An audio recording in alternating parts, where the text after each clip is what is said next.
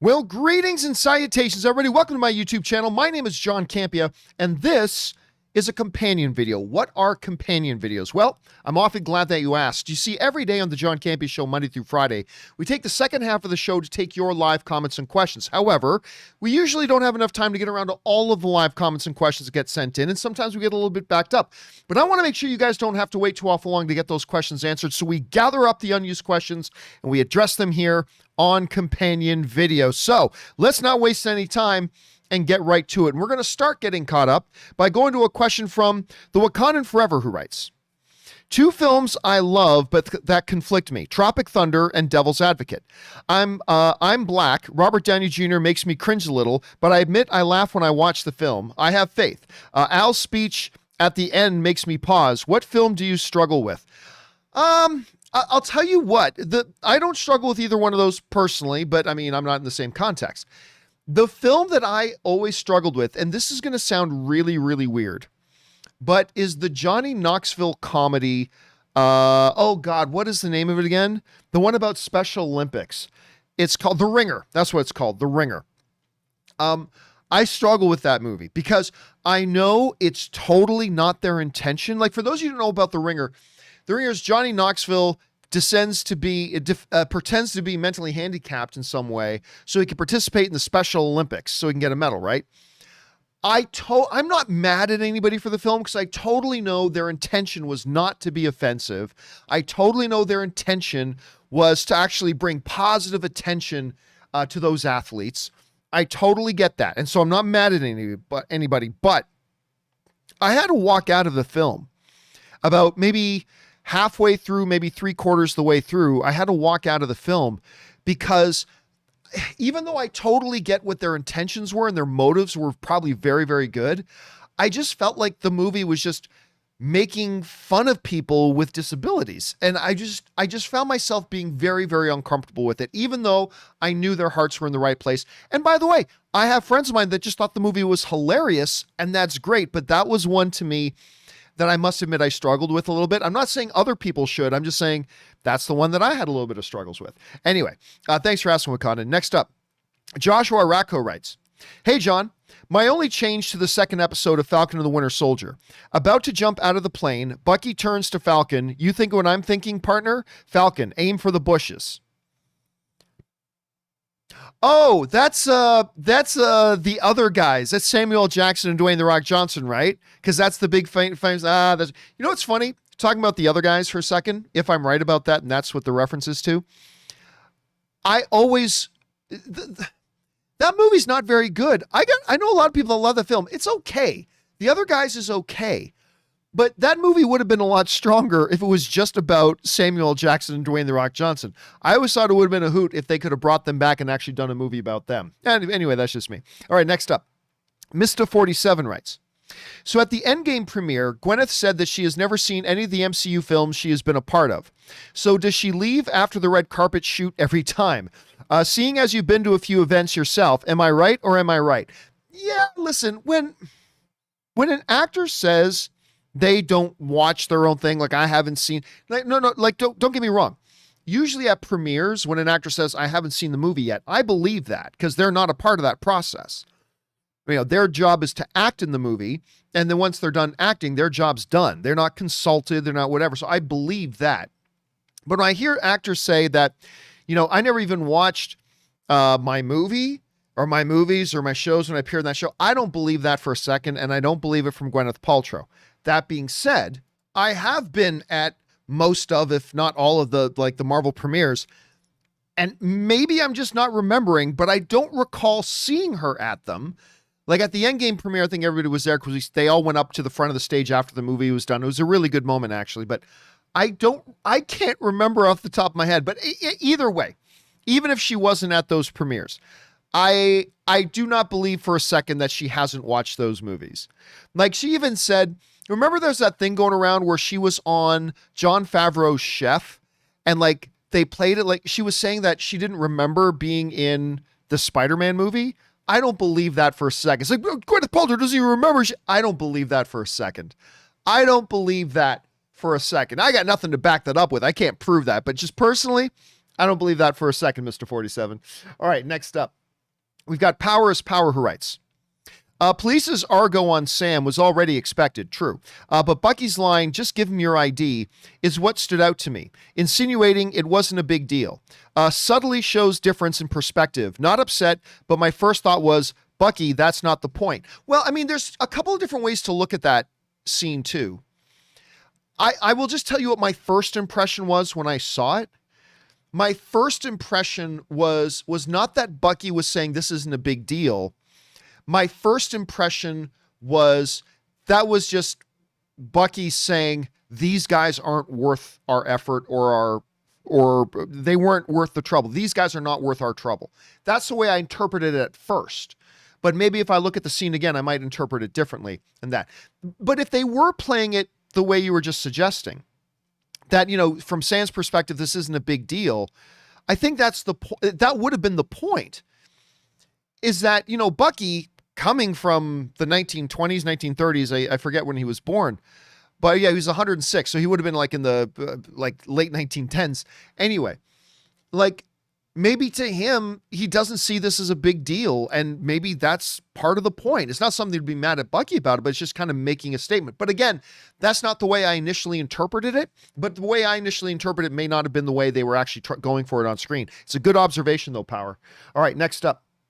Power also writes, I would hope Sam brings to light the sacrifice and treatment of Isaiah. He was a war veteran that Hydra feared almost as much as Steve, but discarded. I'm glad Bucky said Cap didn't know. Otherwise, it would feel out of character for Cap to be silent. I don't know. I don't know about that. There's a lot of different narrative ways that could go.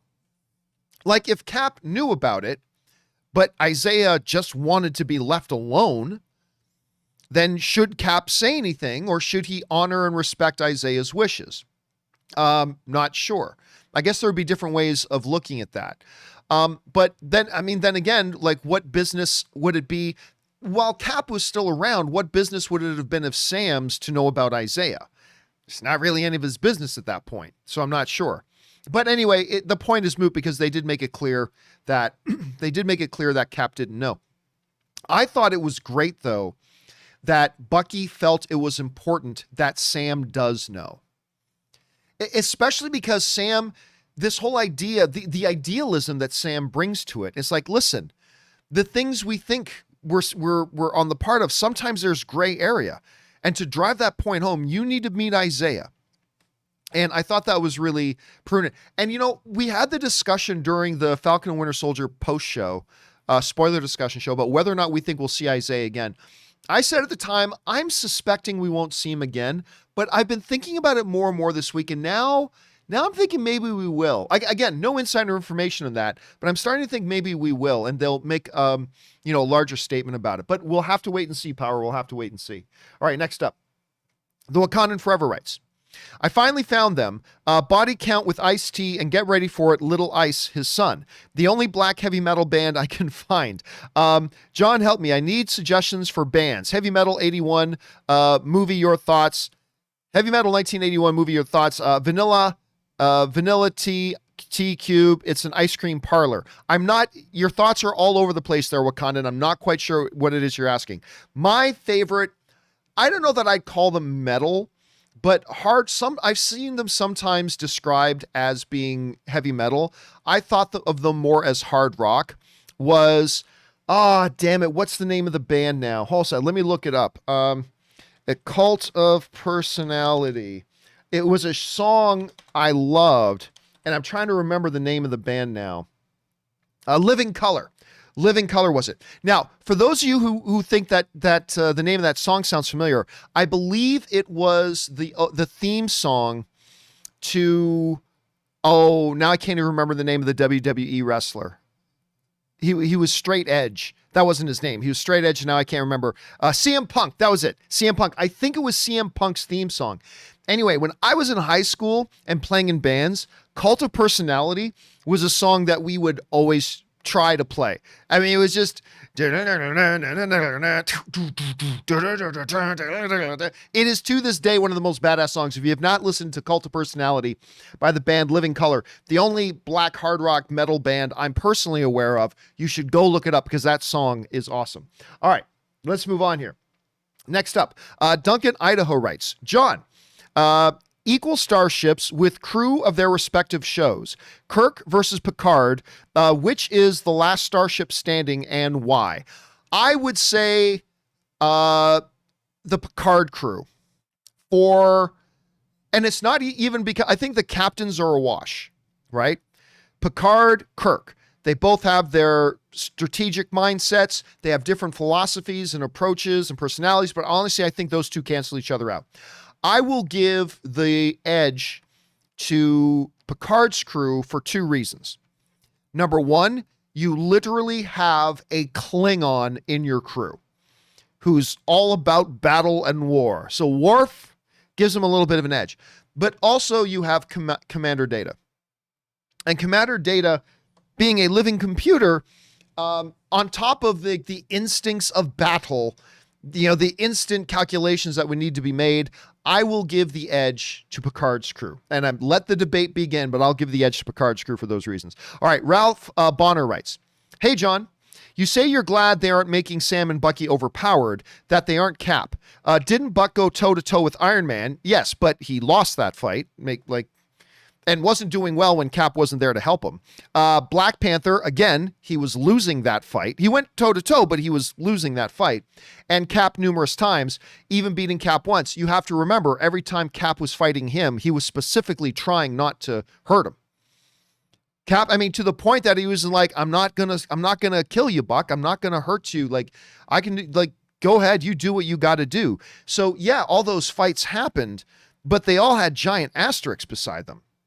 Cap never wanted to really hurt Bucky. So, that's something you got to keep in mind now. So, no, I don't think he seems weaker now or anything like that. You just got to understand that in a fight against Black Panther, he wasn't going to win that fight. In one-on-one against Iron Man, he had to run. He had to get out of there. The whole beginning of that fight in Civil War, it was just Cap holding off Iron Man so Bucky could get away. So that he wasn't going to win that fight either. Cap could win that fight, but he wasn't going to win that fight, so he had to run. And against Cap, he was fighting against a guy who simply didn't want to hurt him. So, yeah, that's kind of how I see it at any rate, Ralph. That's the way I see it. All right, next up.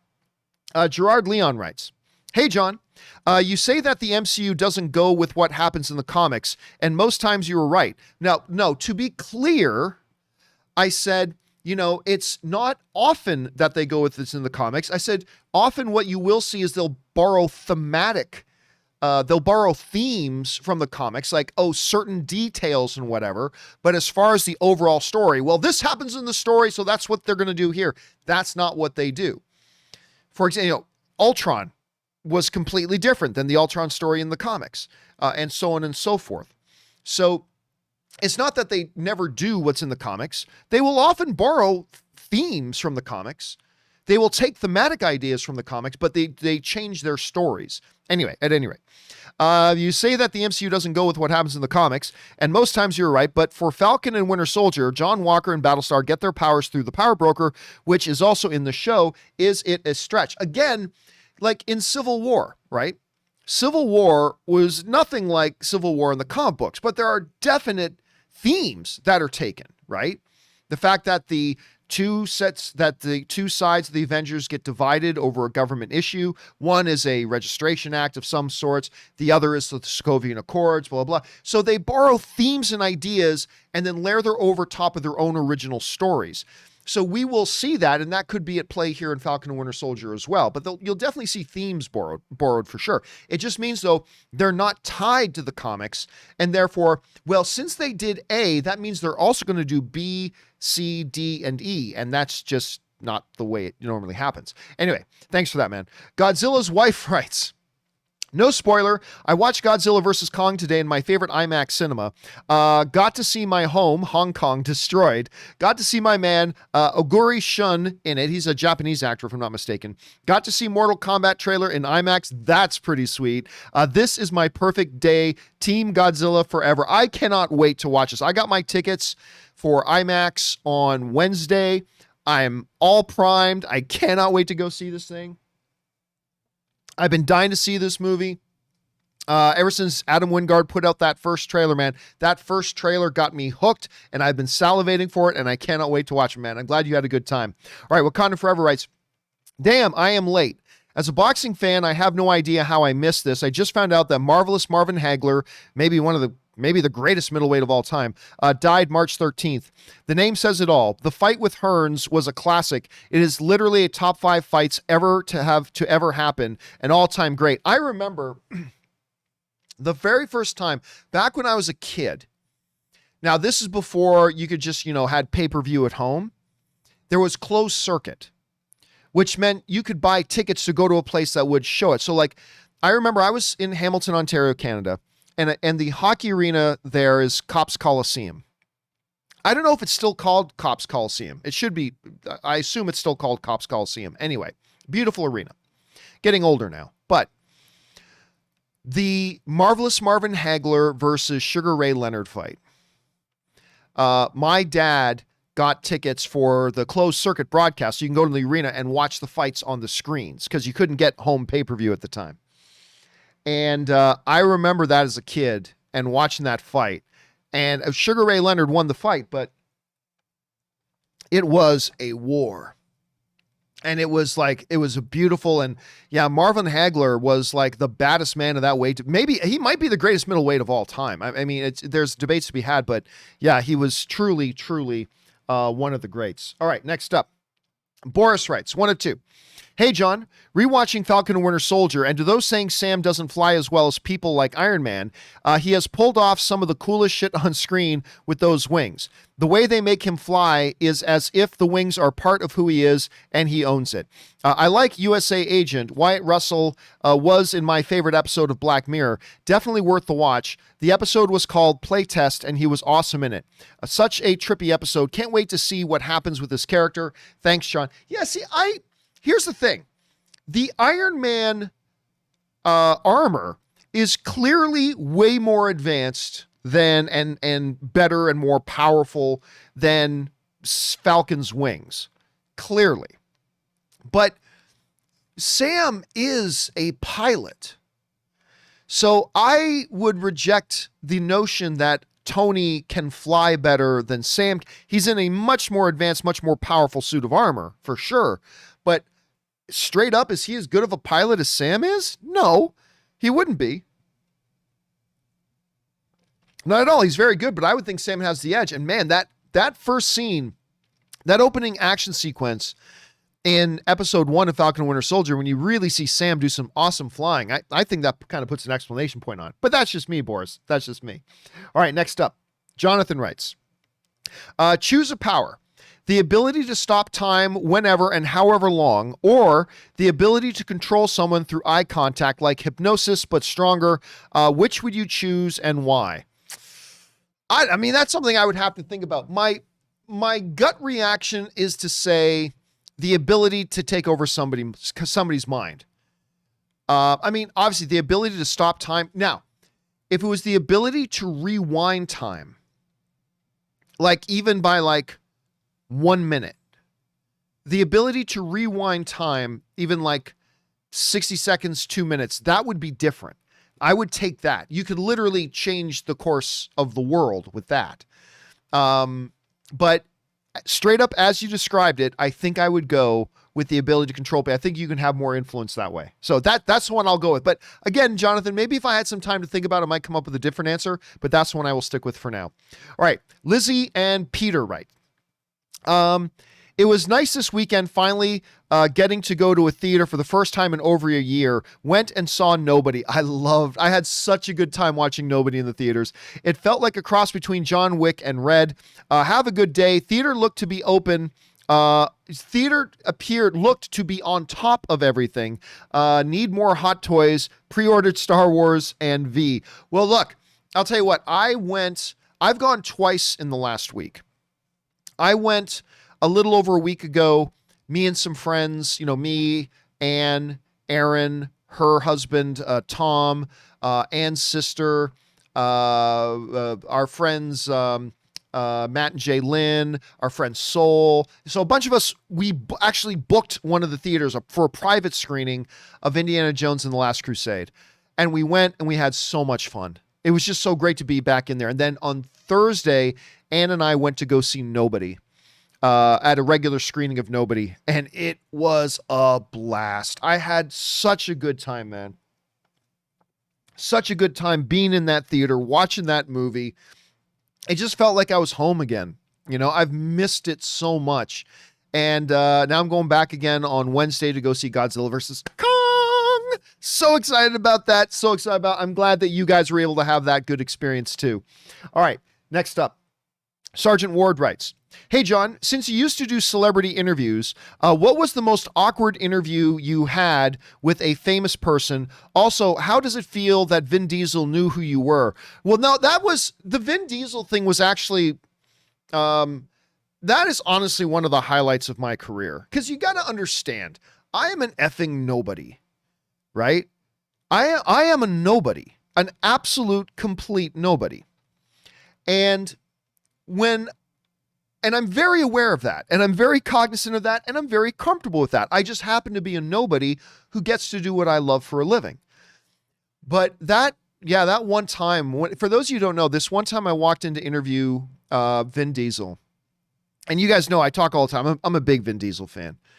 So I walk in to interview Vin Diesel at one of these standard press junkets, right? Where, you know, the actor is in the hotel room, set in a director's chair, and all the cameras are set up, and then a media journalist goes in to interview them for 3 or 4 minutes. Then they leave, they get the tape or the SD card with the interview, and they get to go put it on their network. Then the next journalist goes in, and the next journalist goes in. And, you know, these actors will see 50, 60, you know, of these journalists, 70 of these journalists a day. I mean, it's crazy.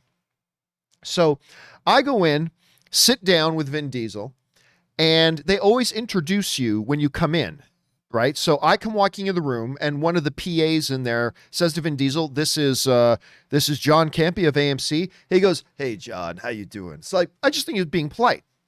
What I didn't know was that he knew who I was. And I asked him his first question, and he goes, "Yeah, that's really interesting." And he stops, and he goes, "By the way," we've got this on video because I was so freaking, I geeked out over this so hard. I still do to this day. Vin Diesel stops the interview and just talks for about 2 or 3 minutes about how much he loved my show and how much he loved our videos. And I was like, I mean, there are certain things that can make a nobody like me feel like $1 million. And that made me feel like, I'm not going to lie, I completely geeked out. Felt like $1 million. If I was somebody like a Scott Mance, you know, Scott Mance, who all the celebrities know, no big deal. Scott Mance has like been there, done that. But me, an effing nobody, I freaked the hell out, and I still freak out about it to this day. Anyway, the most awkward, I'll tell you, the most awkward interview I ever did. Let me just bring them up here for a second because, hold a second. It's Amanda Seyfried. The interview was with Amanda Seyfried, who I like very much. I like her very much. The reason it was an awkward thing, I just got to look up the name of the movie here because I'm forgetting what it was called. It wasn't Narrative Cop, Fathers and Daughters Pan, wasn't Ted 2, although I did really like her in Ted 2. I liked her in Ted 2 a lot. Fathers and Daughters Pan, Ted 2, While We Were Young, Dog Food, Epic. Where was it? Did I miss it? Oh, Gone. That was the name of it. It was Gone. This was the most awkward interview I ever did. And the reason it was the most awkward interview I ever did was, now you have to understand, if a movie looked like a movie I really wasn't going to like, I would let one of my other staff go and cover the press junket. Before I just got tired of doing the celebrity interview stuff because there actually isn't a lot of value in them. So I stopped doing them altogether. But there was nobody else to go and cover this movie. So I went and covered it. I went to the press screening the night before. And then the next day I had to go and interview Amanda Seyfried. And I like her very much. But the movie was awful. Like awful. Not like a top 10 worst films of all time, but like a top 4 or 5 worst films of that year. It was terrible, like absolutely terrible. And Sebastian Stan, I forgot about that. Sebastian Stan was in that one too.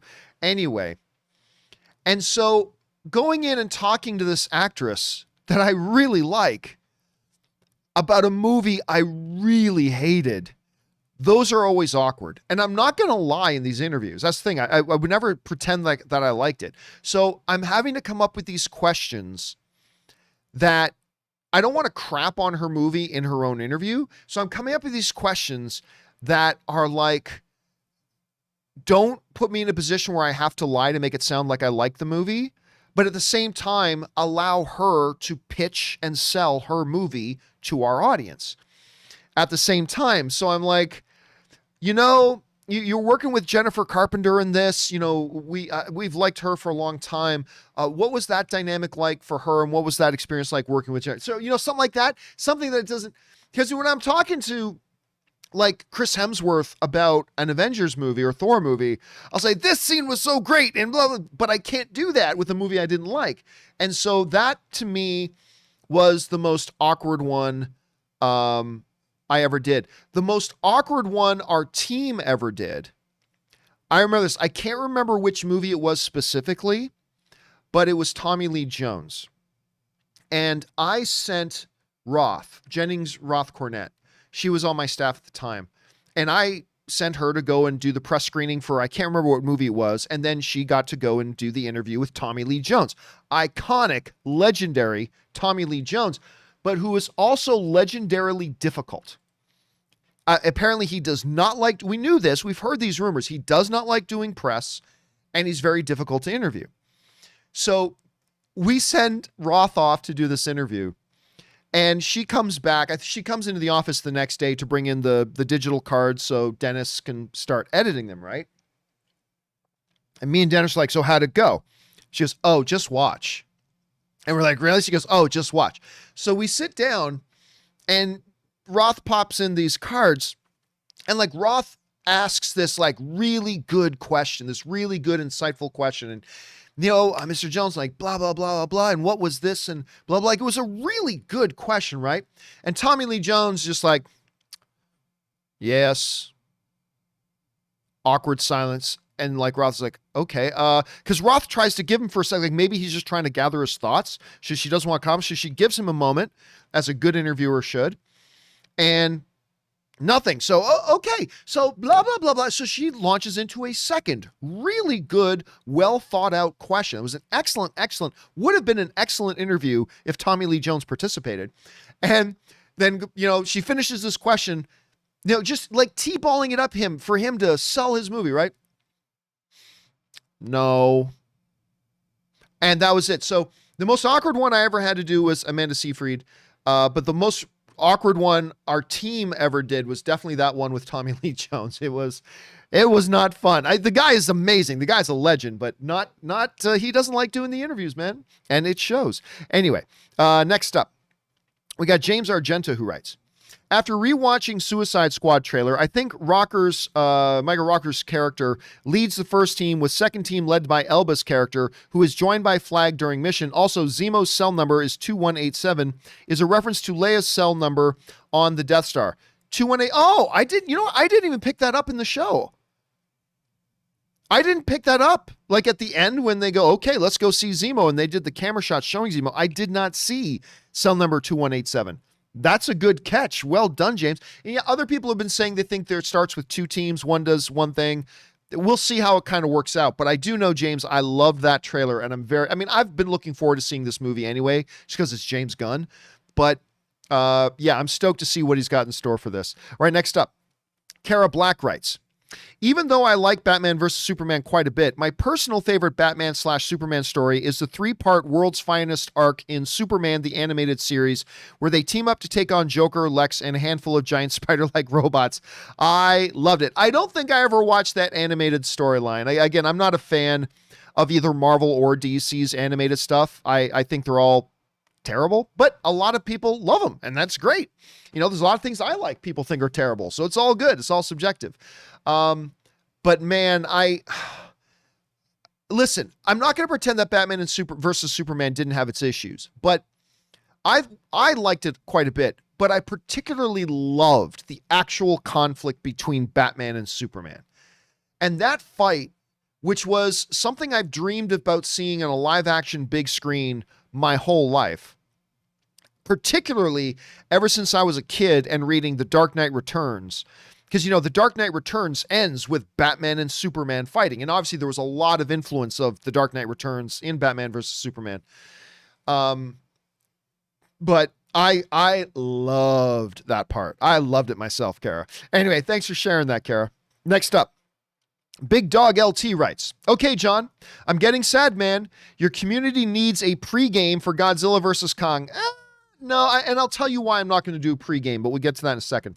I mean, I know you will be going to the theater, but you and Rob can definitely do a super showdown early in the day before it happens. The hype is crazy. Did you see the China box office? Again, yes, we did talk about the box office. It made $122 million in the overseas box office, which blows away the previous COVID era record, which was Tenet. That was $53 million.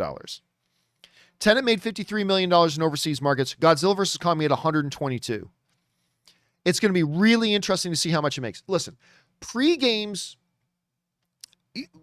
about halfway through WandaVision, we started doing the day before the show, or the day that the show would come out. Earlier, before it would come out, we would do a pregame show where we would talk about what we think is going to happen in the episode tonight, right? And with Falcon and Winter Soldier, we'll probably start up pre-games again for Falcon and Winter Soldier.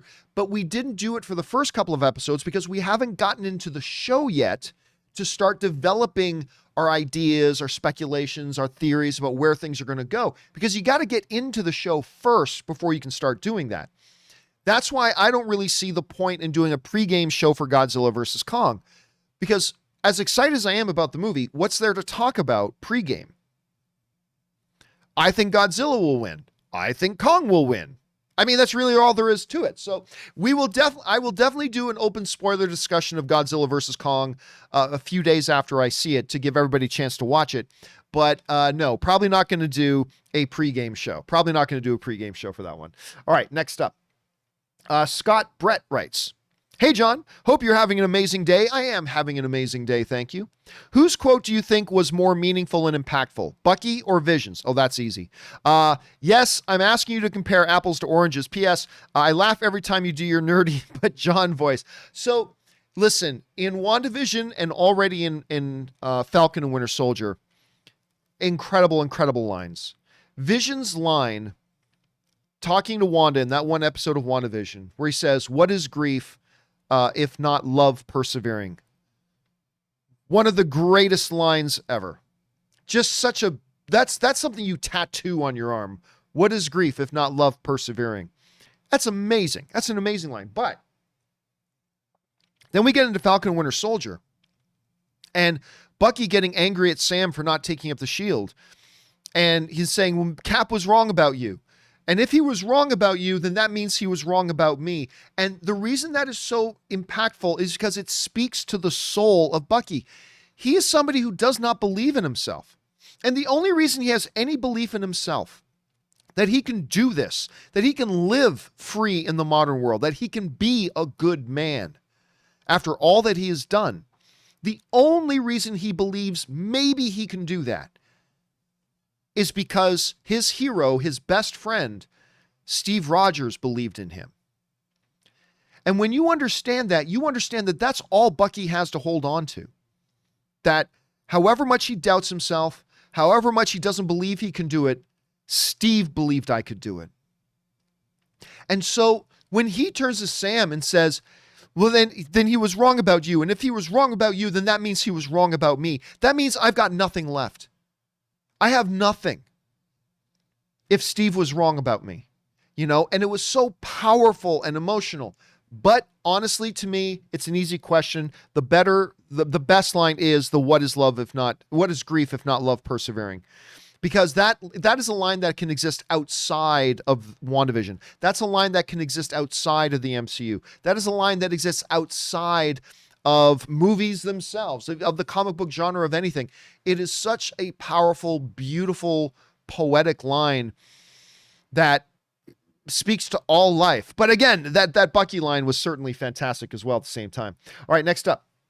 Frankie Gooch writes, although it will not be for everyone, I recommend that everyone should check out Invincible on Prime. It is something unique in a lot of ways. Again, we talked about Invincible on the show earlier today. Actually, a little bit earlier tonight, I watched episode 1 again because Ann didn't see it yet. So we watched episode 1. I got to tell you this great line. So we're watching Invincible episode 1. And this will only make sense to you if you've seen it. But if you've watched Invincible episode 1, you know how it ends.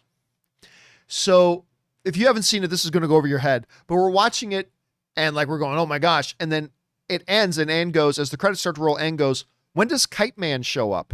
To which, this is why I love her so much. It made me laugh so hard. I laughed hysterically. When does Kite Man show up? I loved it. Anyway, but yes, it's great. I'm really enjoying it so far and having a really good time with it. I cannot wait to see the rest of the series, Frankie. All right, next up. Frankie also writes, a film that is always surfaces from the depths of my psyche, occasionally buried there because of how it disturbs me. The trigger is Idris Elba, who stars in it. Made for HBO in 2005, title Something in April, about the Rwandan genocide. It's on HBO Max. I have never even heard of this show or of this movie. I've never heard of this movie. Sometime in April in 2005. Now, was that prior to The Wire? I'm thinking it was. That was probably no. That was after The Wire. That was post The Wire, where he was Stringer Bell. Now, so I'm not familiar with that. Now, when I ever think of movies and the Rwandan genocide, I think of Hotel Rwanda with Don Cheadle, which is Don Cheadle's greatest performance. The movie is powerful. And if you guys have not seen Hotel Rwanda, I definitely recommend it. And thank you for that recommendation, Frankie. All right, Frankie also writes, remember the iconic music of The Good, the Bad, and the Ugly? Of course. Ran across a live performance of it on YouTube. Worth checking out. The Good, the Bad, and the Ugly, the Danish National Symphony Orchestra live. They also performed the other two dollars. Okay, 1 second. I am just going to open up a web browser here. Give me 1 second. I'm going to open up a browser here. And just so I can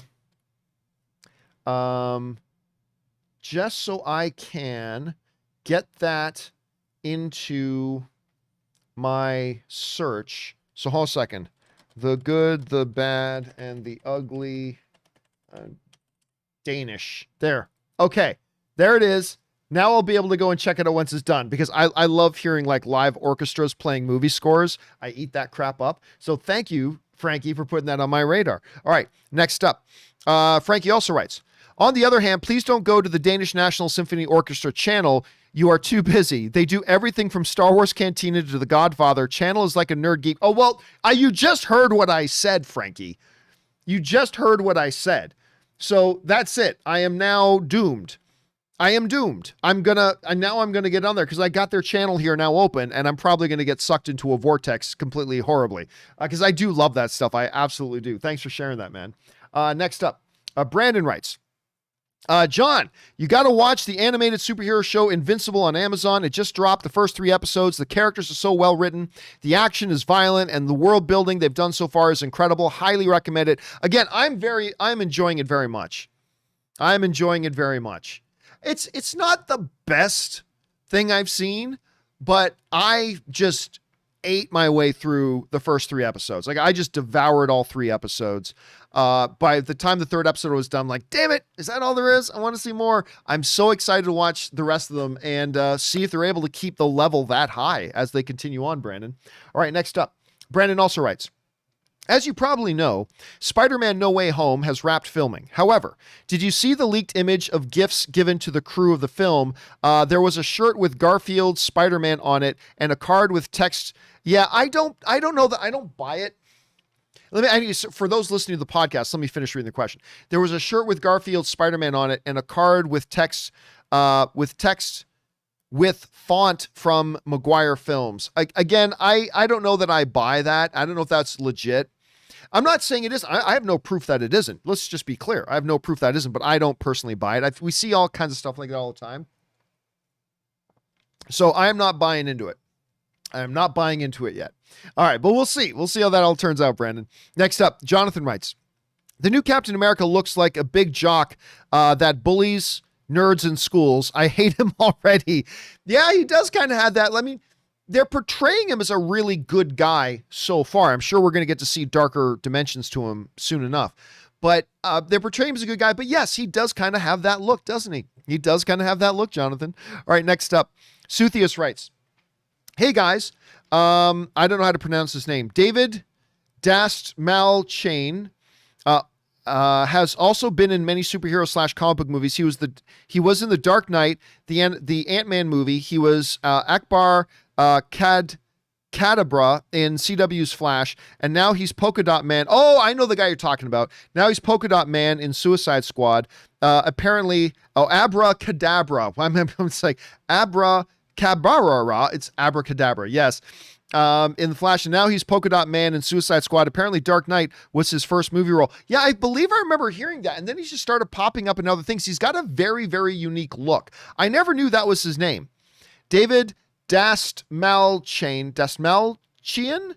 I've never known how to say it. I've never known how to say it. Then of course he's, playing alongside T.I. and whatever in Ant-Man.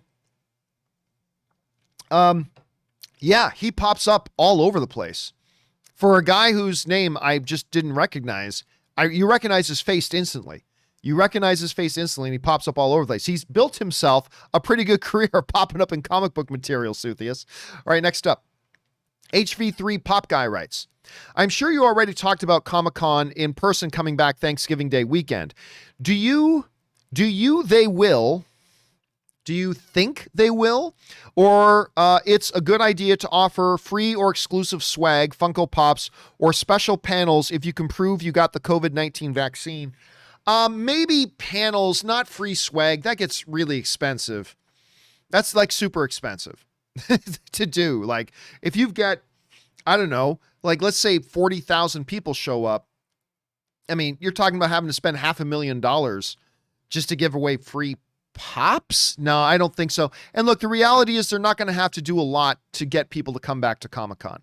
I mean, look, they won't, nor should they have like their standard 150 to 200,000 people showing up.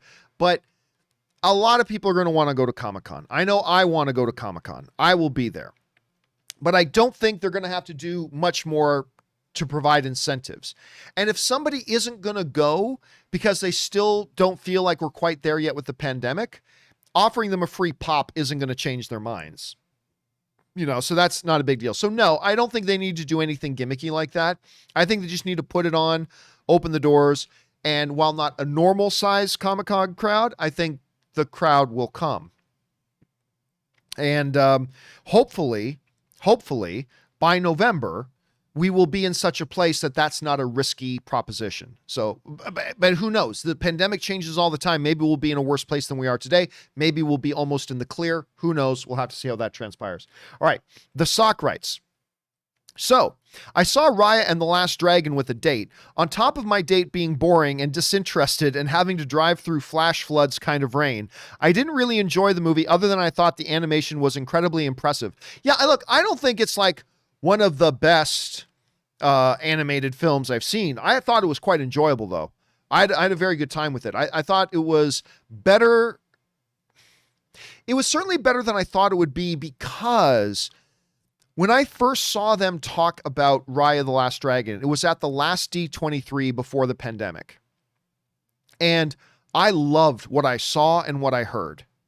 However, the movie went through a lot of drama. Tons of, it's weird to say reshoots with an animated movie, but massive amounts of reshoots.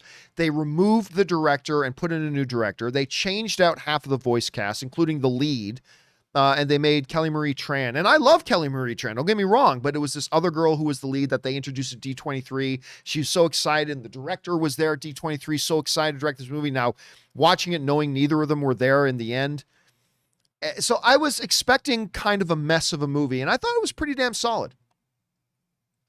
Again, not one of the stronger Disney animated films, but I thought pretty solid and enjoyable. But maybe you should watch it again sometime, Sock, when you're not with a boring date. Maybe when you're not with a boring date, you should try it out. Maybe you'll have a better experience with it next time. All right, next up. The Sock also writes, one of two.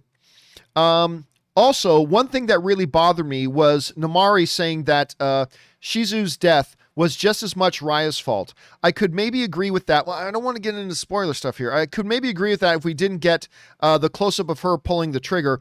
Honestly, those just sound like the words of someone who can't handle that they effed up again. I understand wanting to be forgiven and all that, but if you, I ask you, invest some money for me and you blow it, I forgive you and you do it again, I'd be an idiot to take that chance again. Well, I mean, that's a larger life issue. That's a larger kind of life question about, forgiveness, giving second chances, all that kind of stuff. Again, I don't want to go into the details of how the scene breaks down and everything because, this isn't a spoiler discussion video, so I don't want to go into the confines of it. But I thought, yes, but it also sounds like something that somebody in her position would say. Right? It's not ridiculous that the character said that. That is something that someone in that position who's that kind of character would probably say in a defensive kind of deflective way. So it didn't strike me as odd in any way. Again, if you haven't seen Raya, you have no idea what we're talking about. And I don't want to go into details, but that's why to me, the scene still felt very organic. At least to me, it felt that way, Sock. All right, next up. Sock also writes, one good thing that did come from this weekend, though, I watched the first 3 episodes of Invincible, which has been a common theme today, and it has the kind of blood and gore I've been wishing to see in a DC animated movie for a long time. Very interested to see where it goes after episode 3. I will say this, and this will be unpopular, and that's okay. I don't mind saying the unpopular thing. I'm always willing to say the unpopular thing, so I'll say the unpopular thing. That's blood and gore is not what makes Invincible good. If Invincible didn't have a great story with really good characters and a great, context and premise, having heads explode and blood flying wouldn't make it watchable. That wouldn't make it any better. Wouldn't make it any good. Invincible is good because I've seen a lot of shit that has a lot of gore, and the gore doesn't make it good. I mean, yeah, when used right, it's a great accent. It's a great accent to a good piece. You know what I mean? When used right. But I don't get excited. I've seen so much blood and gore in so many movies that are absolute crap. I don't get excited by blood and gore movies because I've seen so many damn movies that have done that, and it doesn't make the movies any better. But used right in the right way at the right time, it can be a nice little accent. And in Invincible, it works really well. But again, it is not at all anywhere near one of the reasons why Invincible is good. Invincible is good because it's a great premise with really good characters that they're fleshing out in a really interesting story and a really engaging mythology that they're building around it and playing off of a lot of the stereotypical superhero tropes that they play against. And that's why it works. And that's why it's good. Everything else is just a kind of a fun little accent to me. But that's just how I take it. That's just how I see it. And it is what it is. But I am enjoying it, Sock. I am enjoying it a great deal. All right, next up. UFC 260 was entertainment. It was. I really enjoyed UFC 260. Instead of having Godzilla and Kong fight Mecha Godzilla, why don't we just let Francis Ngannou take care of him?